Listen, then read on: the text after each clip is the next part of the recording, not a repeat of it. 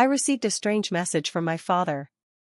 While I was moving uncomfortably as if sitting on a spike in my seat, I picked up the phone next to me again and pressed the power button. There was no new notification from my father. There was only a 3-word message he sent to me 2 hours ago on the SMS screen. Come here at once. And then my worrying paragraphs and missed calls were lined up, covering the entire screen.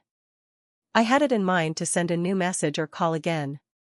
I dialed my dad's number again on the landline.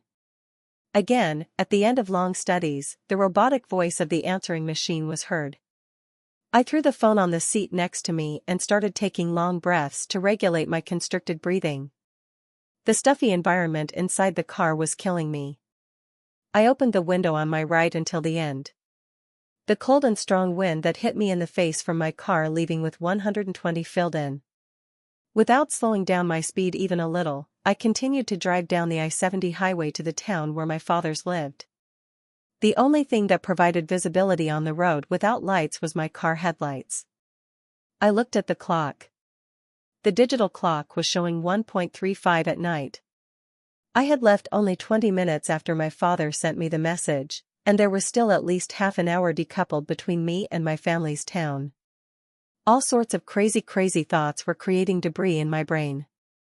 What if something happened to my mom? What if they had a big accident, or if they got lost somewhere that the phone didn't pick up? Without realizing it, when I stepped on the gas more, the car started screaming. Maybe I was overreacting. The wind buzzing through the open window had become disturbing now. I closed the window back and turned on a random music channel from the radio to calm down. They say that music has a relaxing effect. Indeed, a few minutes later I found myself keeping the rhythm according to the bass playing at the back. When I had put aside almost all my anxiety, I heard my phone vibrating with a notification from the next seat. I immediately turned off the radio and picked up my phone. There was a message in the notification box above my wallpaper that said the sender was my mother. But the message must have been long because only the first 5 words were read. Aiden, if your father or I had to click on the message to read more. I clicked the notification box twice and then entered my password on the lock screen. The message was not opening because the internet was very slow here. Although it was empty, I turned my eyes to the highway for a second.